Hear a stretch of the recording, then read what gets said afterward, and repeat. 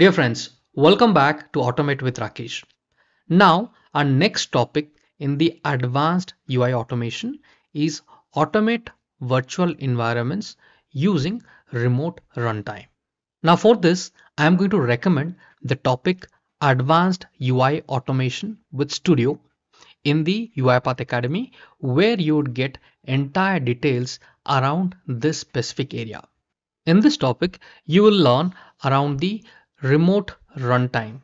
So if you look at the description, do you want to learn how to create automation solutions in a virtual or remote desktop environment? Then the Advanced UI Automation Studio course is for you. In this course, you are going to learn UiPath extensions, UiPath remote runtime, building a remote automation, and web driver protocol. Now, to help you understand this topic, I have created a simple presentation which is going to help you understand this topic quite well.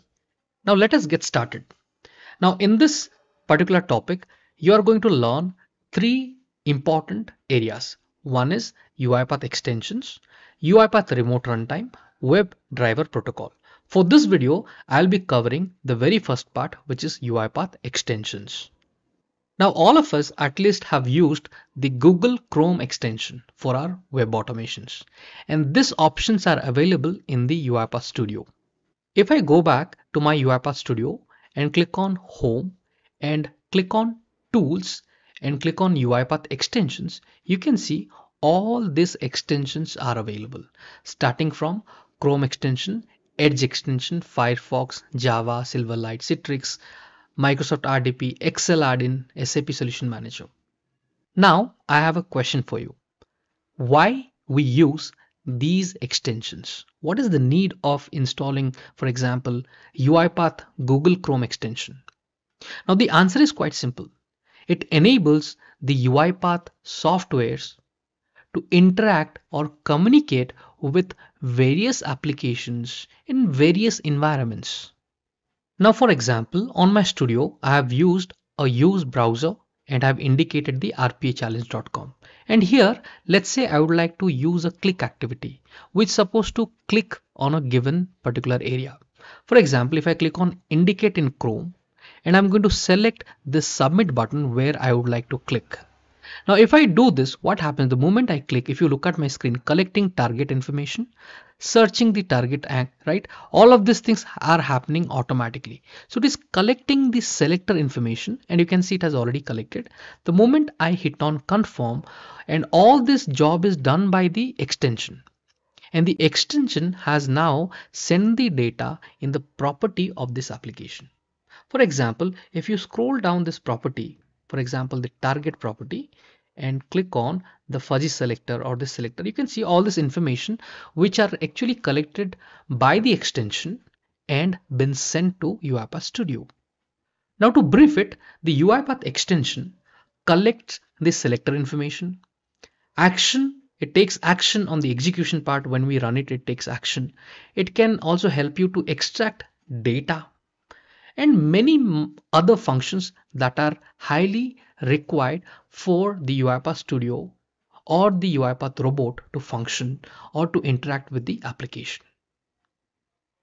So what we have really understood is the extensions are the key area or the key components that enables UiPath softwares to interact or communicate with various applications in various environments. Now, if I ask you, how do you really install these UiPath extensions? Now, one of the simple ways, you go to the studio, click on Home, and click on Tools, come to UiPath extension and install what you need, right? Whichever is required, you can go ahead and install it. This is one way. There is also another way that is known as setup extension.exe. It is a command line utility I'm going to show you practically. Now to find this, open Windows R or Windows Run prompt, and here simply type percentage local app data percentage and hit on enter. Now this will take you to the app data local location. Now here I'm going to look for programs folder. And then I would look for UiPath. Then I will look for Studio, and then inside this I'll be looking for UiPath once again. Let me click on this, and here there is something called setup extensions. Using this you can also install extension. Do you know how? Let me show you practically. Now for this I'm going to open command prompt, mostly in the administrator, run as administrator, and I'm going to click on yes. Once your command prompt opens, all you have to do, you have to go to that particular folder. So you have to write change directory, and let me open that folder and let me copy the path. And here let me enter this. Okay. The moment you do this, it entered into the path. Now I need to run the setup. If you remember the name, it is setup extensions.exe.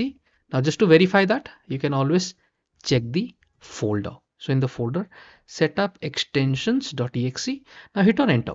The moment you do this, it gives you certain commands, right, using which I can do it. I can install, for example, if you look at this Chrome, okay, let me enlarge it. So if you write /Chrome installs UiPath extension for Chrome per user only if it is not installed per system. Chrome Global, install UiPath extension for Chrome per system. Okay, like that, there are multiple different options are there. Now how to utilize it, let me show you. Now the first thing I'm going to type is setup extensions.exe, and I'm going to write Chrome. Okay, if I'm going to hit on enter, you can see it gave me a prompt. If you want to continue installing the UiPath extension for Chrome, please close all your Chrome processes, then click OK. So that means it is already installed. It is already installed on my system, so I don't want to install it again, but I showed you the demo. So let me cancel this. Okay, the installation was cancelled. Okay, so this is one way of utilizing the UiPath extensions.